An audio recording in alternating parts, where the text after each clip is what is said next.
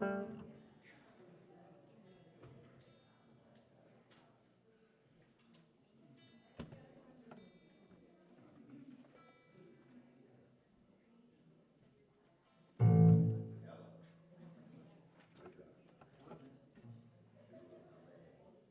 do that. You scared me. Good morning. Hello. Hello. Can I have a mic, AJ? Okay, well, if you'd like to stand, we'll sing our call to worship. Welcome to the temple. And I'm giving you guys 8 bars.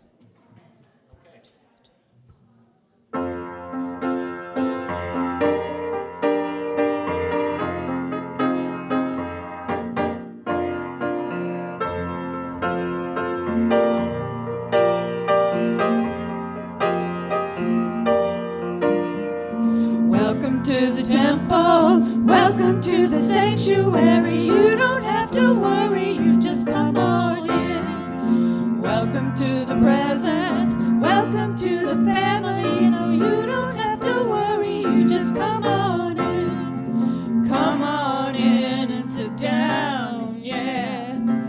I saw you peeking through the window. I bet you're wondering just what's going on. So quit your sneaking around. This is where you belong. And open up the door now. Welcome to the temple. Welcome to the sanctuary. You don't have to worry. You just come on in. Welcome to the presence. Welcome to the family. No, you don't have to hesitate. You just come on in. Come on in and sit down, yeah. Now did you notice all the love around you? And did you hear all those voices raising song? I hope you catch yourself dancing and singing along. So let your body move now. Welcome to the temple.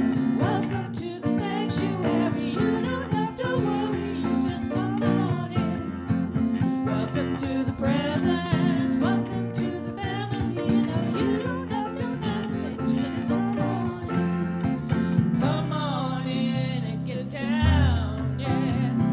Welcome, welcome, come on in. Welcome, welcome, come on in. Welcome, welcome, come on in. Welcome, welcome, come on in. One more. Welcome, welcome, come on in.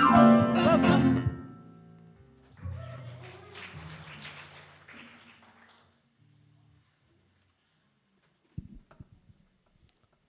Good morning. I guess I don't have to say welcome. Well, you can if you want. Well, it's wonderful to see all the smiling faces, see the sunshine, feel the warmth. My name is Michael Robold, and I'm the worship assistant today. And for those who may wonder, I'm dressed up in my summer outfit because this week, supposedly, according to the calendar, turns to autumn on the 22nd. I think if you look ahead on the weather, it looks a bit cold, and hopefully it comes back up. We always get an Indian summer, whether it's a day or a week. We'd like to start the service with a prayer. So if you're new to Unity, if this is your first time, you're very welcome here, and join us however you like to pray. Some of us close our eyes, others don't. Some have their hands in various positions. I explained this a few weeks ago, that there are many options as to how you position yourself, but prayer is something that we can do constantly whenever we feel like basically turning within. So let's do that. Let's just turn our focus inward, because in each and every one of us, there is a place of peace and calmness, security, and the knowledge that a light shines the Christ light. It's in each and every one of us. And so this morning, as we open up to that light, we open up our hearts and our minds to the presence of God in whatever fashion we picture this greater entity. We are a microcosm of the universe, and our mind is essentially a small universe with unlimited potential and possibilities. And we truly give thanks for our presence and for our health and wellness. Amen. Sing our first song, Walk With Me.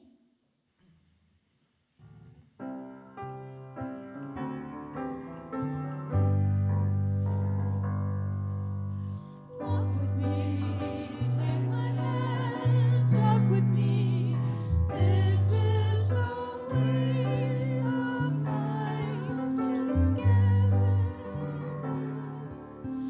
Share with me your concerns, share with me for all the people of the earth. Oh, we are meant to be living in harmony, my friends. I promise I will be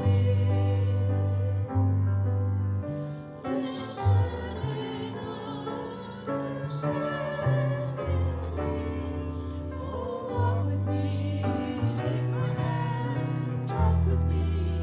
This is the way of life together.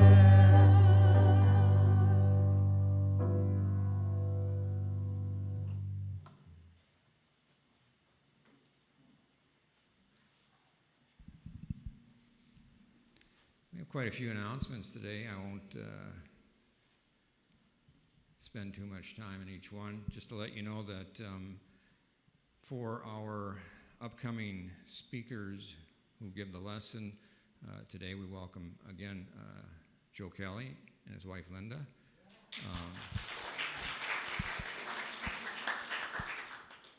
If you were here the last time Joe spoke, he gave a great story of how he and Linda met, and so I'm looking forward to hearing what he has to say today.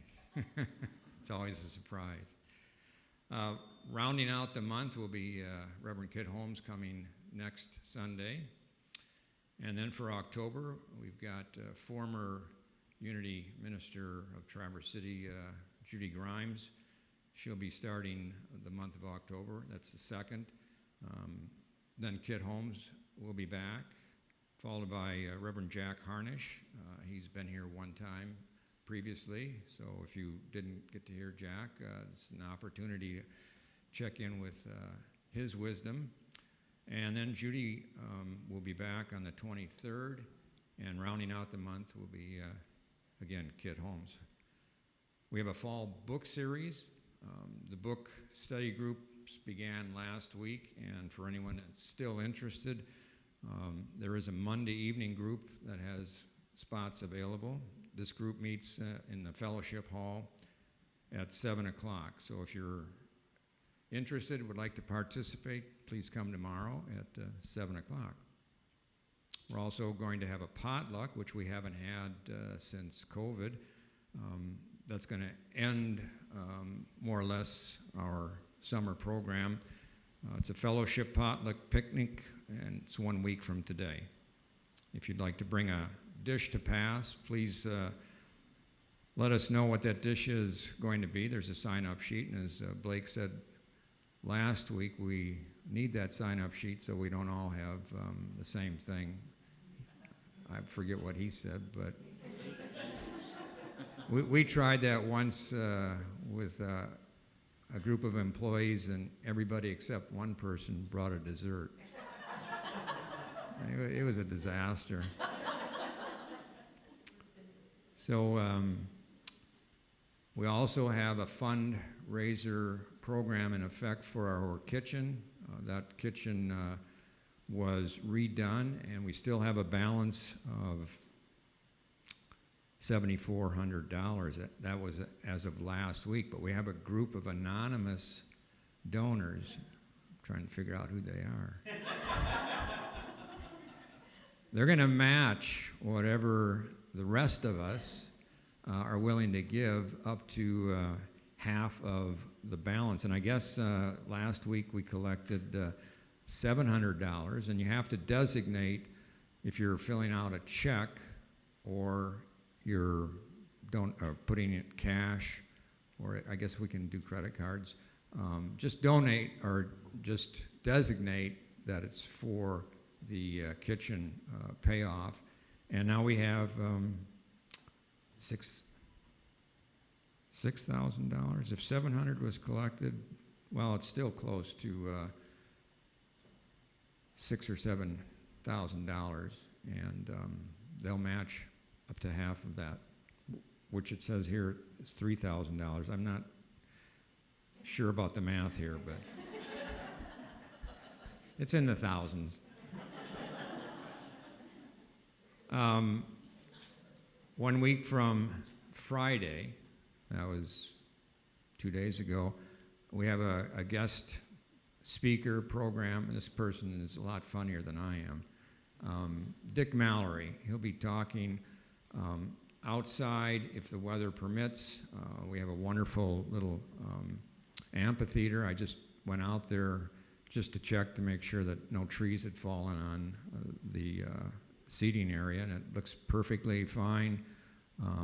So Dick is going to be talking, as he usually does, about his experiences in the wilderness. He loves to hike, and he's done practically every trail that exists in the United States, but he keeps repeating some of them because he just loves to get out there. And he was on Isle Royale earlier in the summer, and I think there was a fire going on. So whatever experiences he has to share, you'll really enjoy it. So that's 6 o'clock next Friday. A Course in Miracles study group is going to meet this Wednesday at 6 p.m. All these meetings and classes take place in the fellowship hall. The group's open to anyone who wants to learn more about the Course and how to apply the strategies and messages in your daily life. And then today is a script Sunday. That means that you can pay to, in essence, get a card that allows you to shop at any of your favorite places, whether it's for food, gas, clothing, you name it. But there's a whole list of businesses that are involved in this, and it doesn't cost you anything other than just your purchase. It's not like you're adding anything. And then the church receives some compensation for that. So it's a nice little fundraiser. And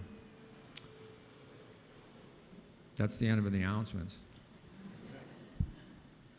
You can remain seated for the song if you'd like. You are loved, my precious child.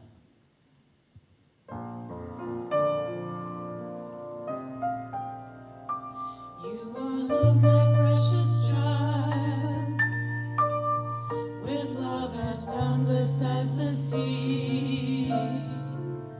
My love for you is like a rose, unfolding love eternally. You are loved, my precious child. My love light shines in every star.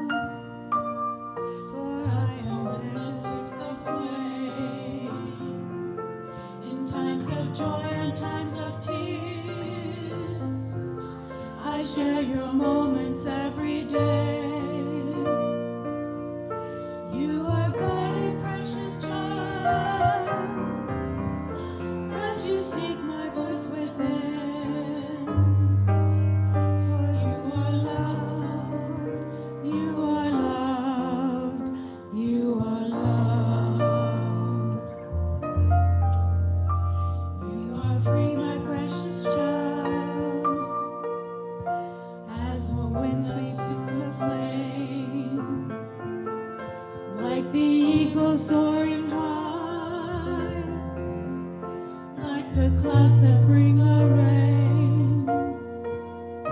You are from my precious child, to live your every hope and dream.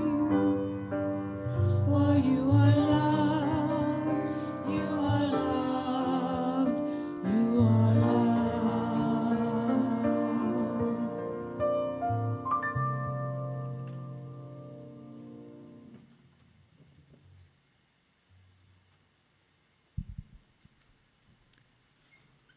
It's at this time in the service that we like to spend some time in stillness. It's our time of meditation, a time to turn within. And how does meditation differ from prayer? Well, perhaps there is no difference. Because meditation, like prayer, doesn't have to be done in a certain way.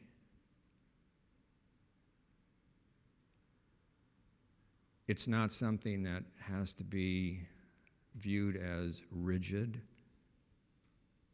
unchanging,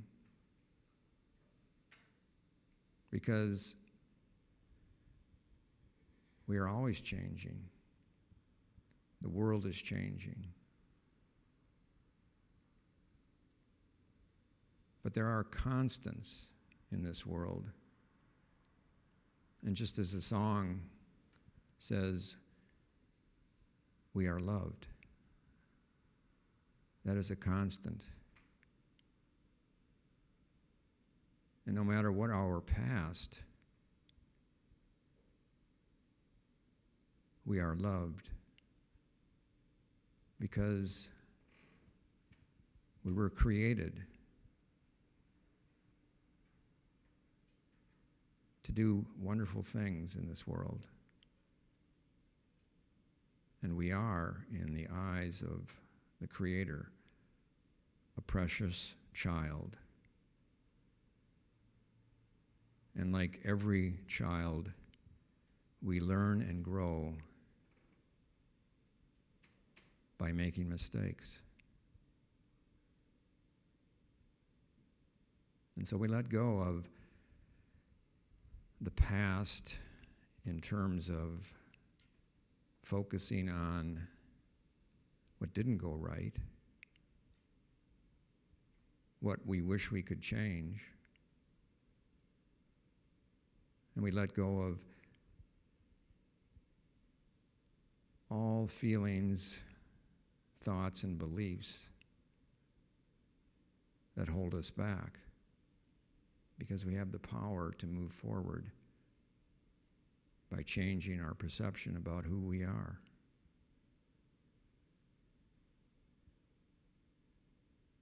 So I invite you to take a little time now to see if you can release and let go.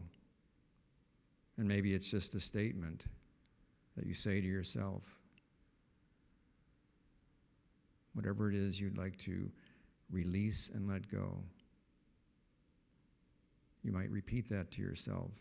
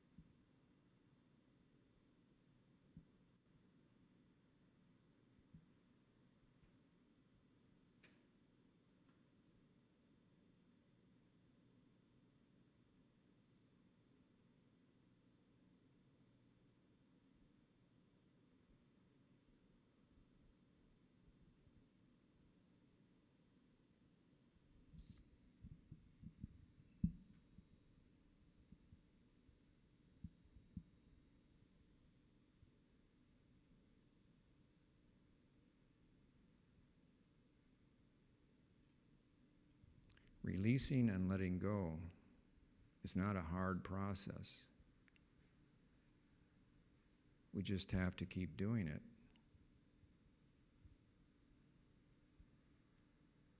And I think the amazing story in Unity is how Myrtle Fillmore healed herself from childhood illnesses by continually repeating, "I'm a child of God, and I do not inherit sickness."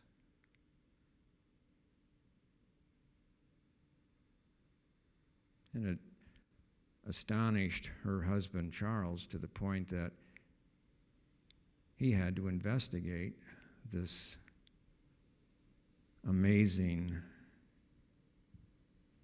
turn of events with his wife's health. And together, of course, they founded Unity, not as a church, but as a group of people who came together to pray for one another. And because we are all precious children of the Creator, we can work together to heal ourselves and to heal the planet itself. Because our thoughts are very powerful. And so it is. Amen.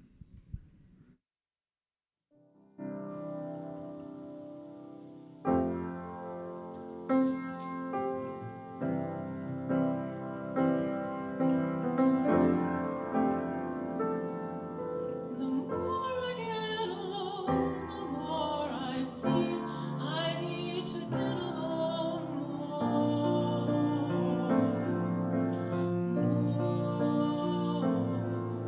'Cause just when I think that I'm alone, your spirit calls out to me.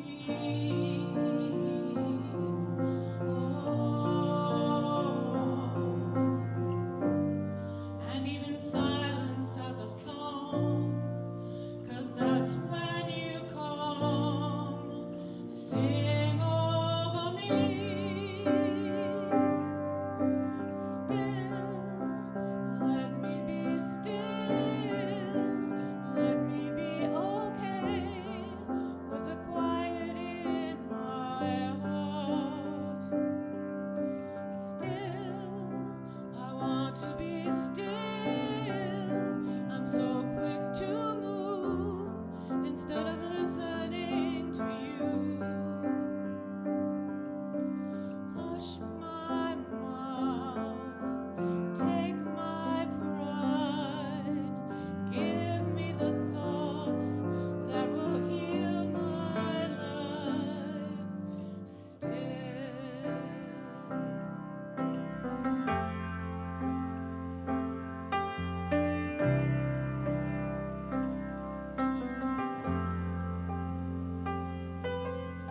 Oh, the world, it falls around me and flutters all its beauty in my eyes. Oh, but let me choose the solitude. Simplicity has always simply changed my life. And even stillness makes me move, 'cause that's when my heart learns to dance with you. Still, let me be still, let me be okay with the quiet in my heart. Still, I want to be still.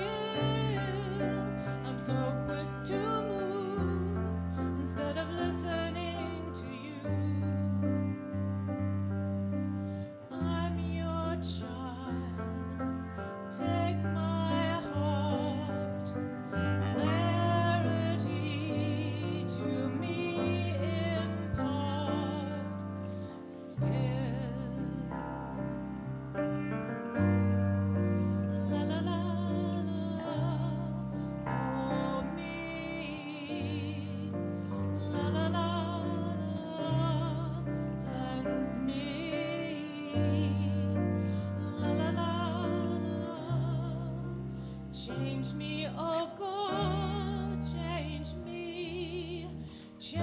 me while I am still. Let me be still and know that you are God and you're always enough.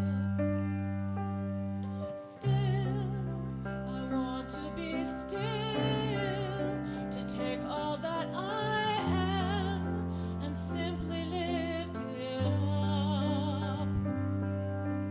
Hush my mouth, take my pride, give me the joy of a well-lived life. Still,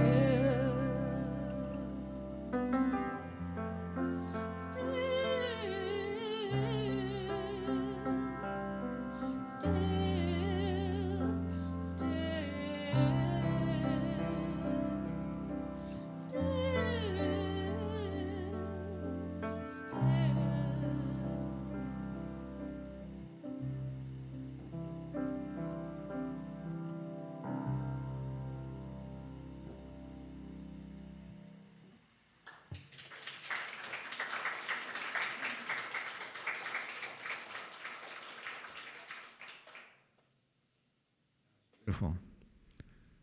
Joe Kelly.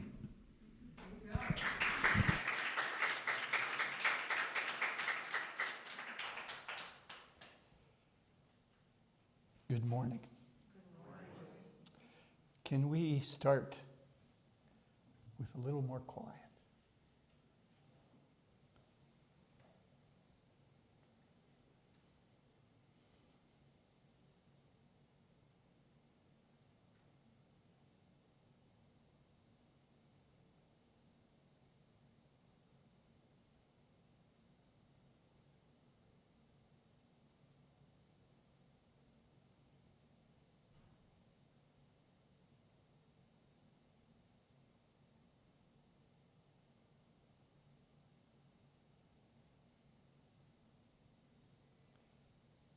Thank you. So as I continue, there is going to be a musician over here tuning.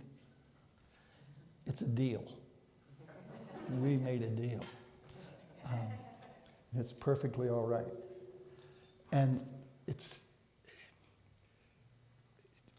when we came in here this morning, before the worship, and listening to the music, sitting in the space, and as people came in,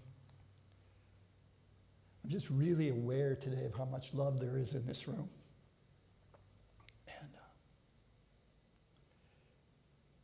And it's real. And I'm not used to talking about, I'm used to talking about love, but I'm not used to talking about feeling love. Because, you know, I'm a guy. And the world I grew up in and the world I came from before I entered this world was not a world where feelings were talked about much or owned hardly ever. And after all these years in this wonderful journey, I found myself sometime within the past couple of weeks in a Zoom meeting with about 40 people. And I actually heard myself say, I love you, and meant it. And that was like this revelation that that is possible. One, to say it at all, but two, to say it in a Zoom meeting.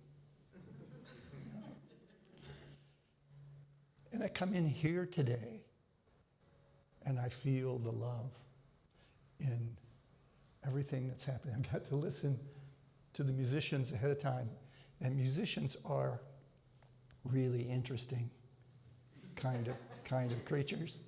And they all have numerous sort of biting jokes about other people's instruments and the musicians who play them.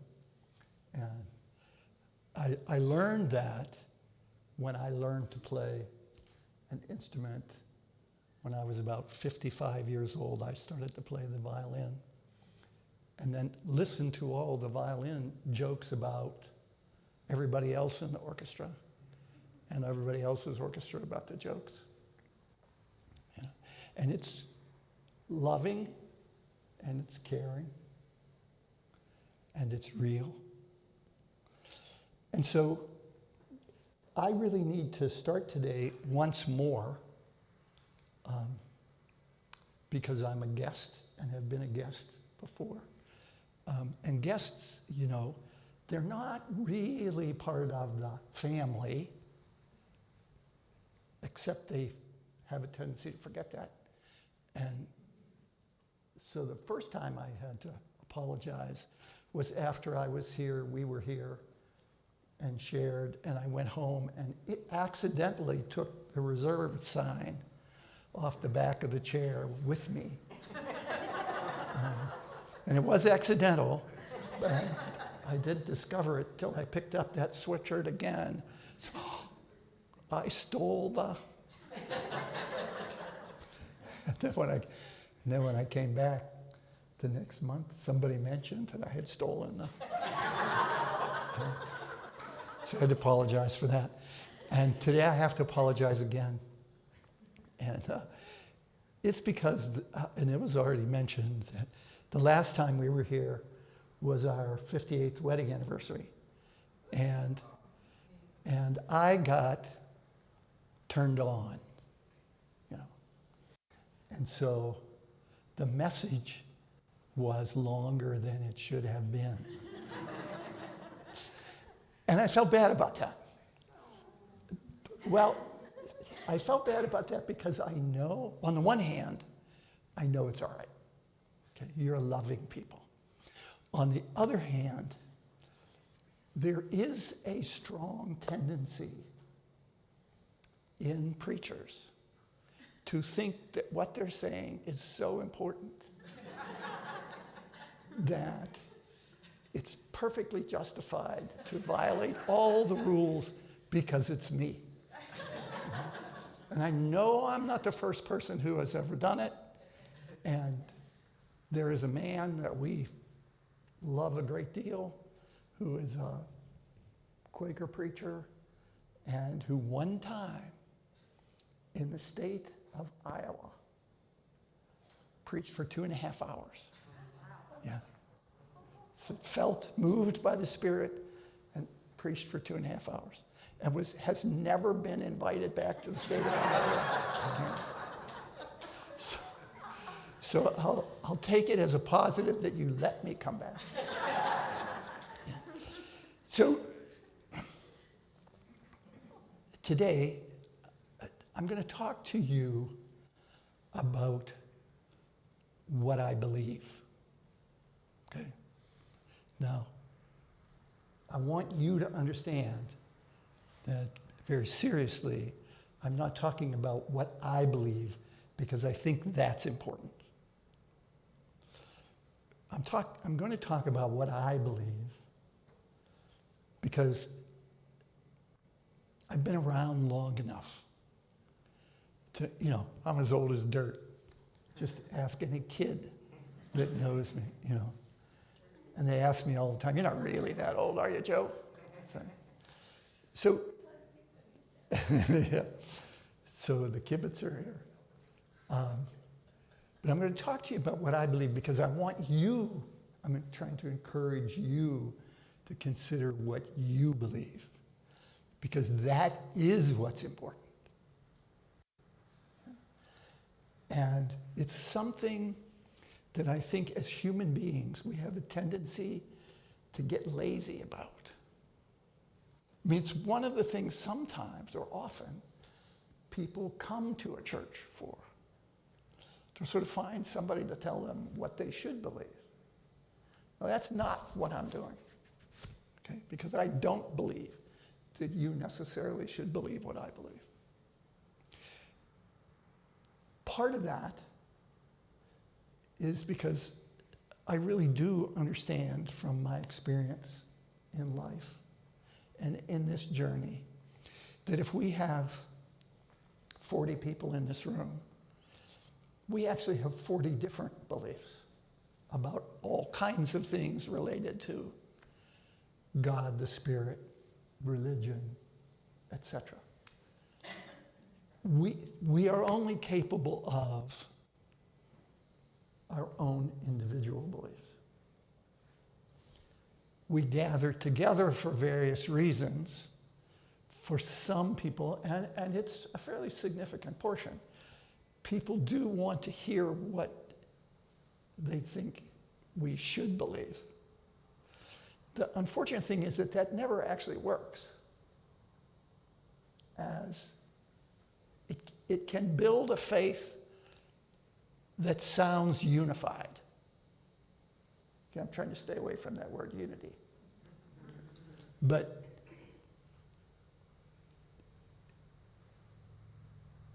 because I sense that in that word, and I know nothing about the unity movement, and that's on purpose, because I love the people here, and I don't want to get tangled in the theology, because I can find something to criticize in any theology anywhere. I mean, I spent years doing that until finally I decided maybe somebody knew something that I didn't. And that's been an interesting journey, because it's absolutely true. So, but the only thing I'm really capable of is what I believe in. And what you believe in is really, really vitally important to you. What I believe in is sort of mildly, or less mildly, or boring. It's, But just this week, a couple of days ago, I got a phone call in the middle of the afternoon from a 12-year-old girl. And she said, "Can I ask you a question?" I said, "Of course you can." I said, "I'm not bothering you, am I?" And I thought in my head, of course you are. But I, was dutiful and said, "Oh no, I'm always interested in what you want to talk about." And I am,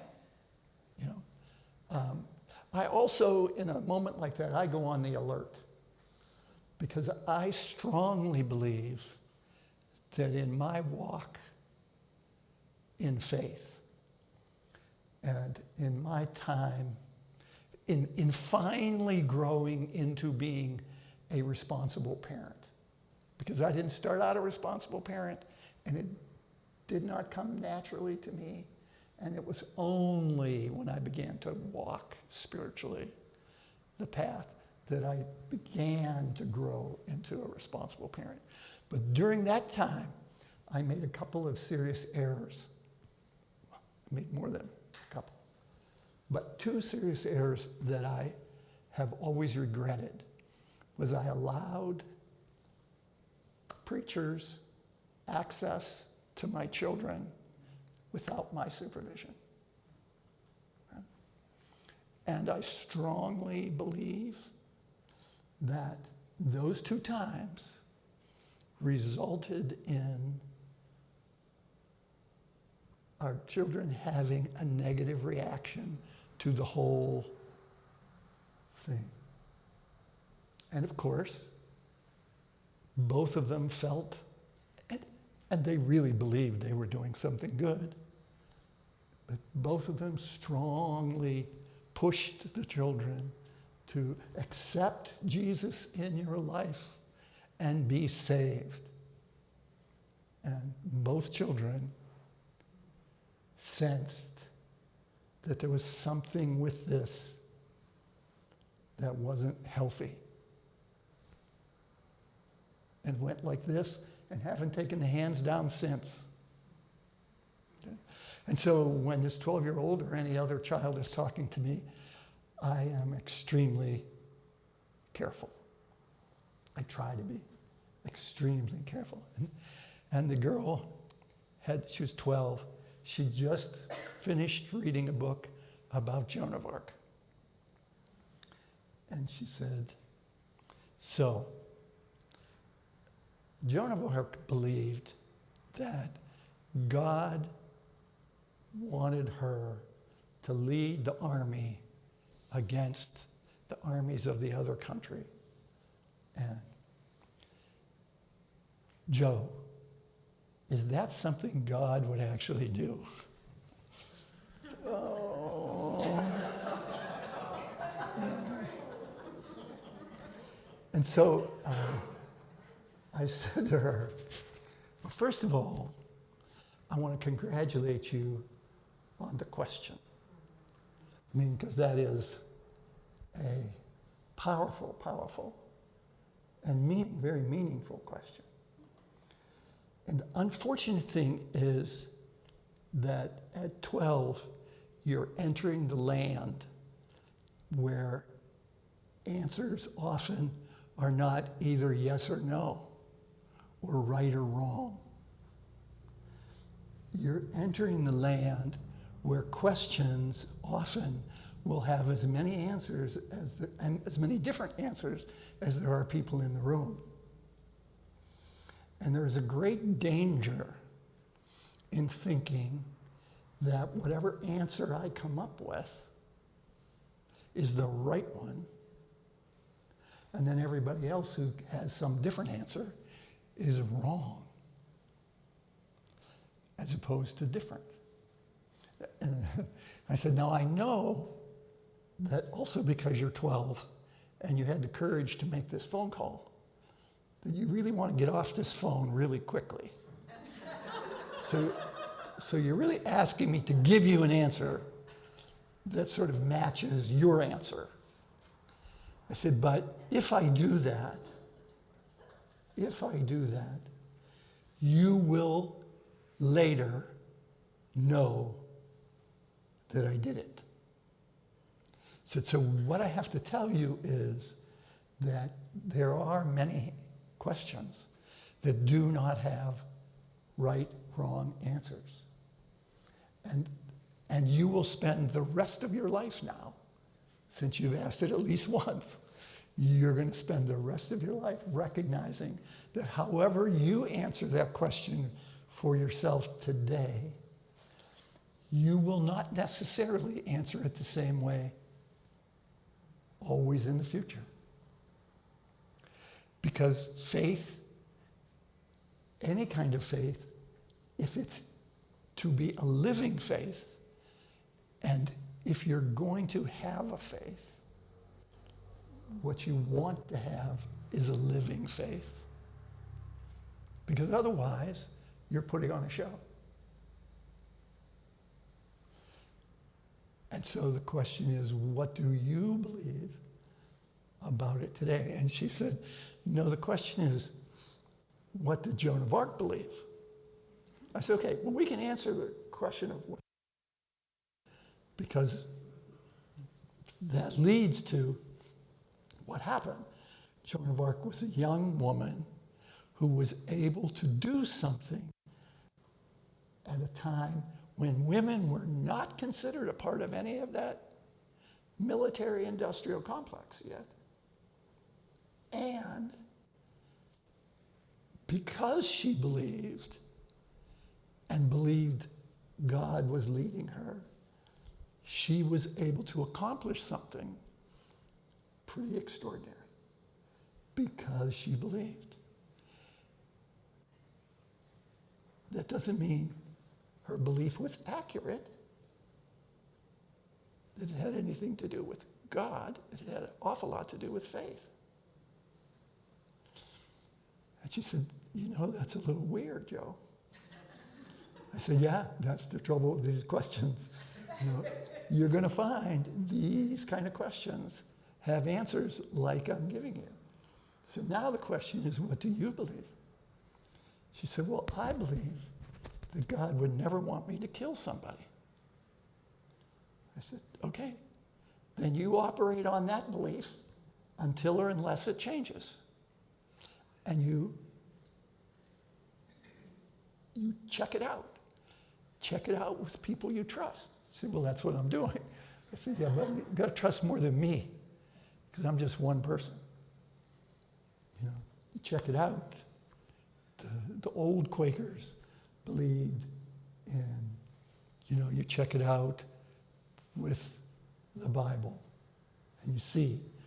But the old Quakers knew that you can find contradictions in the Bible anywhere you look, if you look hard enough. So check it with the Bible. You check it with a group of people that you trust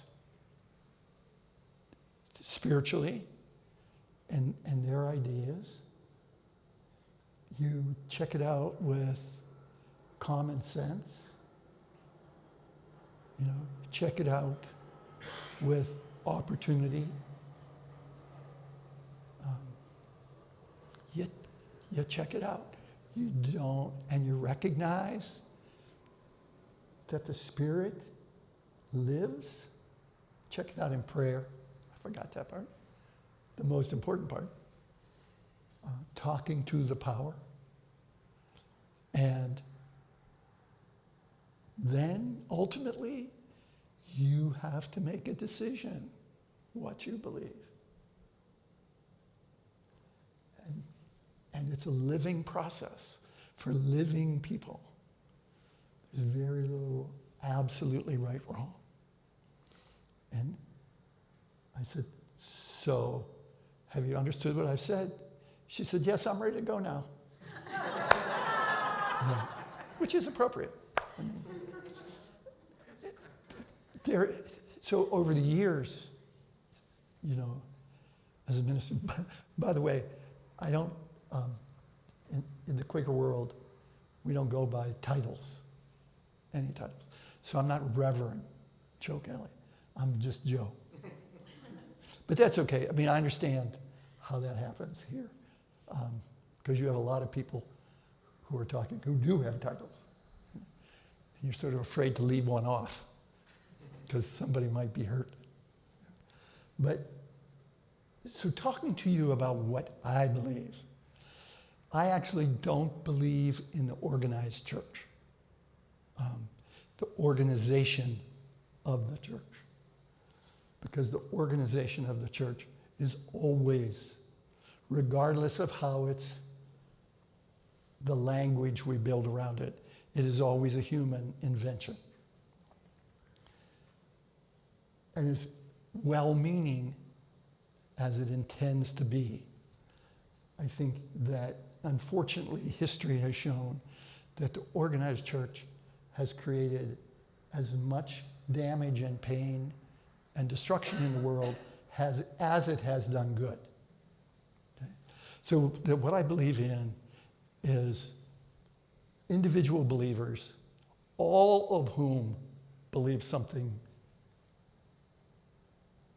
different from one day to the next, because it's growing, it's alive, it's moving. And that we, individual believers, are ultimately responsible only to the Creator in whatever language we use with that. And any organizations that sit in the middle only exist insofar as they can help us along our path and our practice of communicating with the Spirit. And because that's a scary process, we tend to link together. Does this make any sense to you? Does this make any sense to you? And of course, some of it does and some of it doesn't. And that's always the case. And that it's not the organization.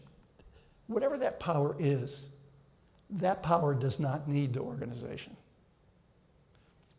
To me, in my view, and again, this is just my view, and I'm encouraging you to search for what your view is. That thing that I will call God, not because I think that's the right name. I don't know what the right name is. I don't know if there is such a thing as a right name for something that in some form or other created everything that is. But the language gets too tangled, so I use the word God. that God loves everything it ever created from the beginning, regardless of whether that thing believes in it or not, regardless of whether that thing is a good thing or a negative thing. Because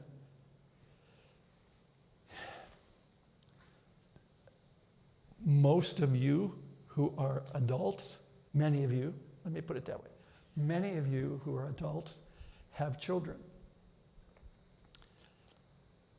They're not all easy.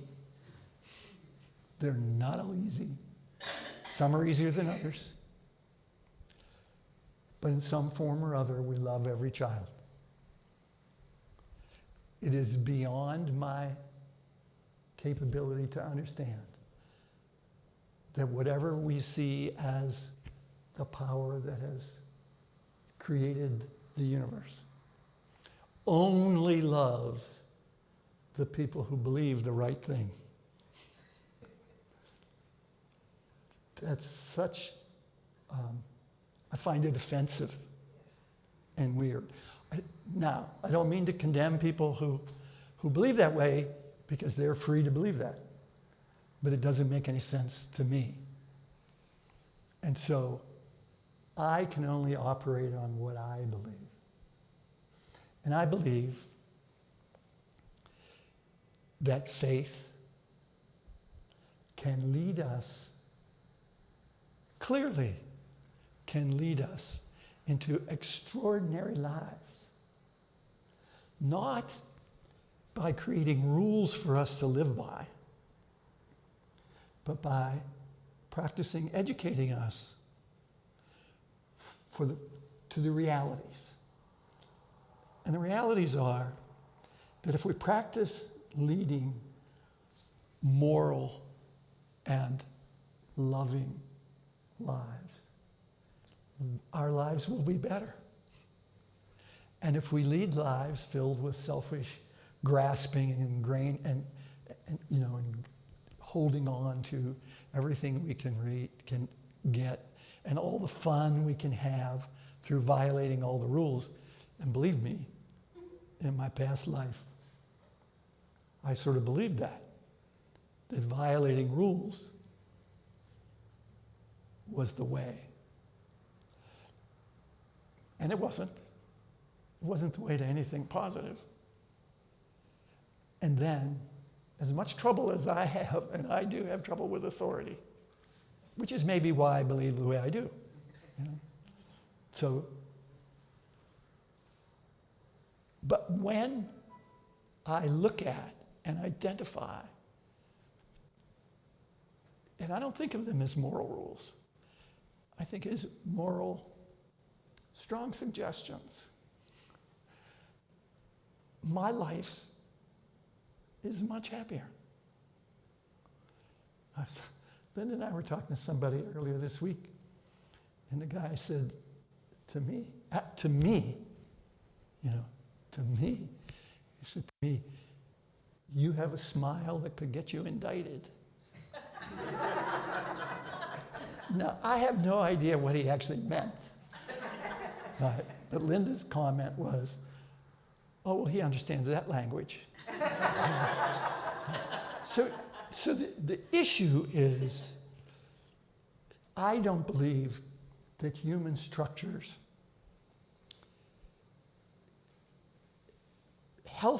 are healthy when they create rules for behavior for others. I think when they make suggestions, you might be happier if. You might be more satisfied. You might find it more peaceful if,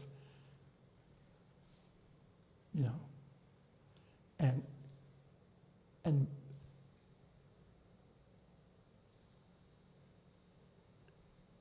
we're not about organizations, whether it's sports teams or anything else, or whether it's churches,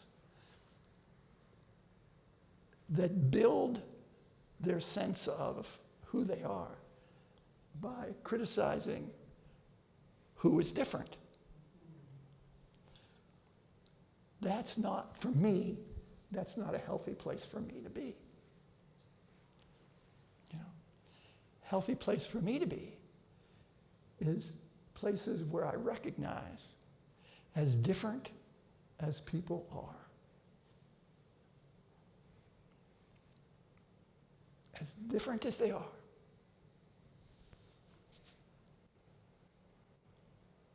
that entity that I know as God loves them too. So, you know what? So I feel like I just started. And it's about 25 after 11. And I'm going to stop. I'm going to stop. But I want to tell you, I'm not quite going to stop. I'm going to tell you an experience. So I was brought up in a world where homosexuality was considered the absolute worst thing on the face of the earth. And I sort of automatically accepted that. Years later, I was in the military. And in the military, in the mid-60s, if a person was suspected of being homosexual, they often disappeared. Okay? They disappeared. And were never heard of again, and nobody ever blinked an eye. And it happened. It happened to people that I knew.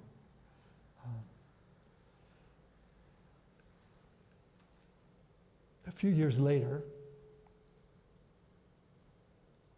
I was called, and I think I've probably talked about this here before, but I was called by a man on the phone. It was the mid-'80s. He was asked if I would come and visit him because he was ill. I went to visit him. There were a group of people in his house. I sensed this had something to do with AIDS. I sensed that that was the case. Went into his bedroom, and he said he was dying of AIDS. He had been excommunicated from the Catholic Church of his childhood and his family. He was going to die. He wanted to die a member of a church. And he knew that a lot of the churches in the area would not accept him. And he asked me, can I be a member of your church? And by what I call the grace of God, a number of years earlier, the children in our church had asked us not to have any rules for membership because they didn't want to be a part of it. And they were children like 10, 11, 12, 13, 14 years old. They didn't want to be a part of an organization that told people, no, you can't be here, can't join. So we sort of naively were very impressed and said, okay, we're going to do what you say. We have no rules. You can be a member. If you are in our church and you believe you're a member, you are a member. And so then years later, there's this homosexual man. And I know people here. There are people here who believe this is wrong. Okay? And I understand that. And I'm not blaming you. But I'm telling you an experience that we had. And I told him, yes, you can be a part of our church because these children made the rule. No rules for membership. And he gave me a hug. And he said, I want to thank you. About a month later, he came to our church in a wheelchair. And friends dropped him off and left. And our church is in handicapped access. And so we carried the wheelchair in, you know. And we meet in the quiet and people can speak if they feel led by the Spirit. And he moved his wheelchair into the middle and he told the congregation what it meant to him, knowing he was going to die, that he was going to die a part of a church, and a part of a church that loved him just as he was. And then about a week later, he died. Well, the end of that service, every child came and wrapped their arms around this man. And Every adult followed the children. The children went first. Yeah. You know, every adult went and wrapped their arms around that child. A week later, we did the funeral service for the man. Linda and I did the funeral service. And our church, which to put 100 people in it, you have to stuff it. Okay? So it had about 130 people in it. It was stuffed to the gills. And virtually every homosexual in Traverse City was there. And the Holy Spirit was there. To the point that the church shook. Literally shook. And Linda and I walked away after the service and looked at each other. And I said,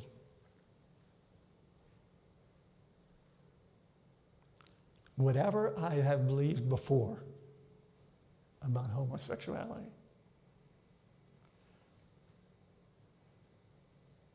is gone. It's not something I understand. It's not something I experience. It's not. But the judgment is gone. It is clear to me. And she agreed that God loves them too, just like us. And who am I to judge? So I ran over today too. And I apologize. And I thank you. Thank you for being who you are. And thank you for being a place where... And also, I mentioned to Linda that I was going to talk about this. We are both getting older. I am getting older. She's getting younger. My memory is beginning to change, and that's real, and I know it. And if you keep inviting me back, and you don't have to do that, you know, that's not what this is about. Okay? But if you invite me back, it's guaranteed that at some time I'm going to, because I also don't ever write down the message. Okay? Because I don't believe in that. I believe that the Spirit gives the message. I'm just the mouth. And I don't write it down because otherwise I would be performing. And that just doesn't sit right with me. But it is guaranteed that at some time I will come and give you a message that sounds very, very similar to the last one I gave you. I may have already done that. So feel free to make judgments accordingly. I love you people. And you have been really wonderful to us. And we appreciate it. Thank you.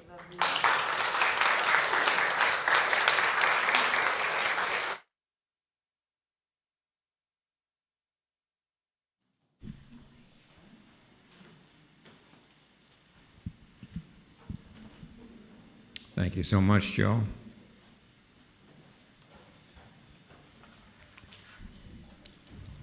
And what's a few minutes extra? You know, I overlooked something that is supposed to be done earlier. It might have been on the screen, and then you're thinking, why didn't he have us do that?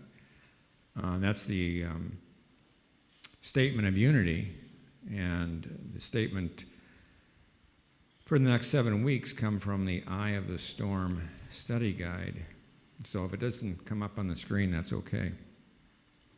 But I thought after listening to Joe, this is actually a better time to make that statement. And I'll just read it. I am willing to see all enemies as a source of good in my life. Now, before you say that, feel free to change the word enemies, because it could be how you see people, not as an enemy, but just somebody who has a different viewpoint. someone who you really can't understand how they could think like that, but not necessarily an enemy. So again, I don't know if it's on the screen, but I am willing to see all as a source of good in my life. So let's say it together, however you'd like to say it. I am willing to see all people who are different or do not align with my thinking as a source of good in my life. As a source of good in my life. And if we truly believe that we are all precious children of God, there really aren't any enemies. Now, this is the time that we have the opportunity to share of our own financial wealth or our financial situation. You know, out in the foyer area, there are little cards that basically affirm what we believe at Unity. And this one is a service, and on the back it says, I look for ways to be of service in my church, home, and the greater community. I happily share my financial abundance with those experiencing challenges. I remain aware of current events and prayerfully discern ways at which I can make a positive difference in the world. So if you're holding a gift in your hand or a gift in your heart, let's affirm together that prosperity blessing.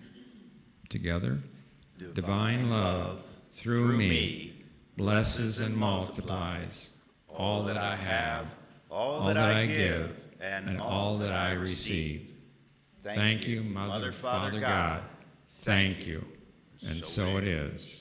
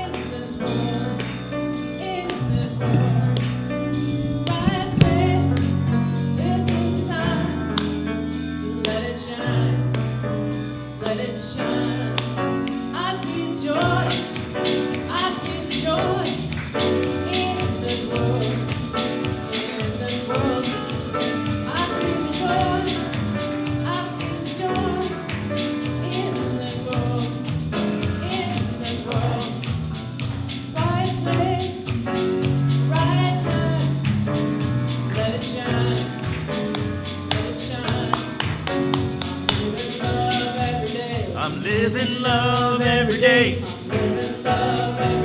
I'm living love every day. I'm living love every day. Spreading peace along the way. Spreading peace along the way. Right time, right place. Living love every day.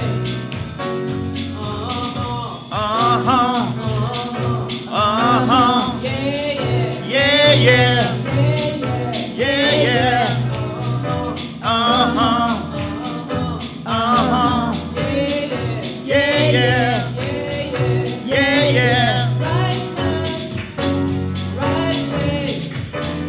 Living love every day.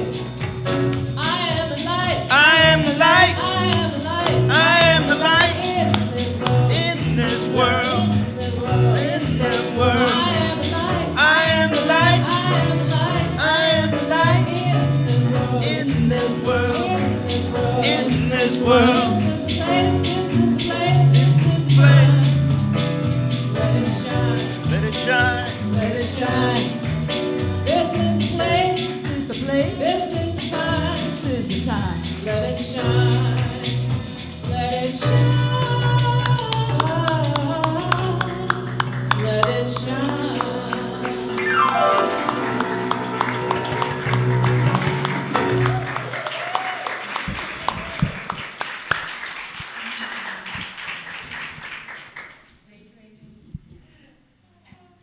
was a grand finale. So thank you for coming, each and every one of you, and thank you for this wonderful music team, Carol and Kelly and Brad and Paul and Libby and even Ernie down there. Even Ernie. And certainly AJ for filling in on the drums. Thank you, AJ.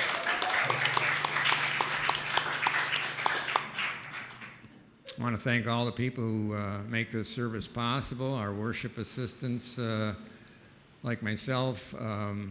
It's not such a hard job, really. So if you're thinking about what else could I do, there might be room for another worship assistant.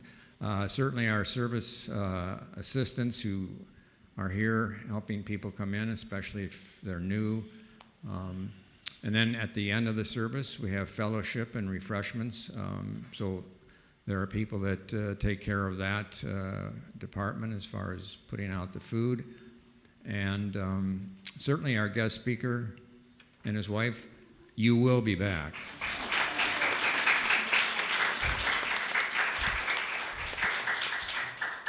But because you ran over, now we're gonna just move quickly to our circle and now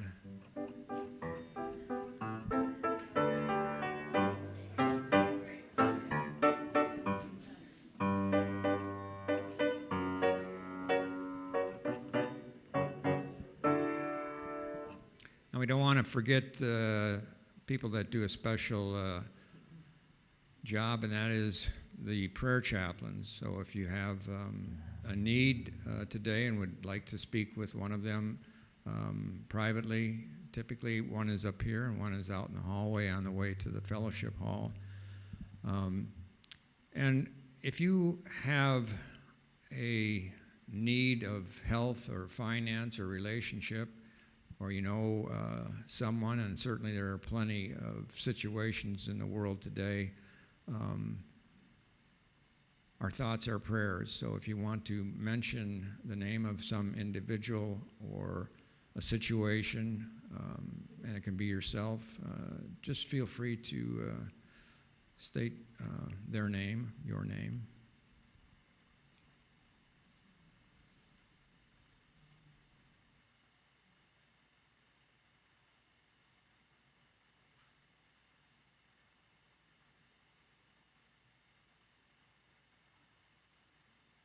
Turn our minds to healing thoughts, thoughts of love, thoughts of protection, thoughts of health for the planet and for all its inhabitants. We know that our thoughts do have power, and collectively there's even more power in that. So we'll end the service with the prayer for protection and the peace song. It should be on the screen. Together, the light of God surrounds us. The love of God enfolds us. The power of God protects us. And the presence of God watches over us. Wherever we are, God is, and all is well.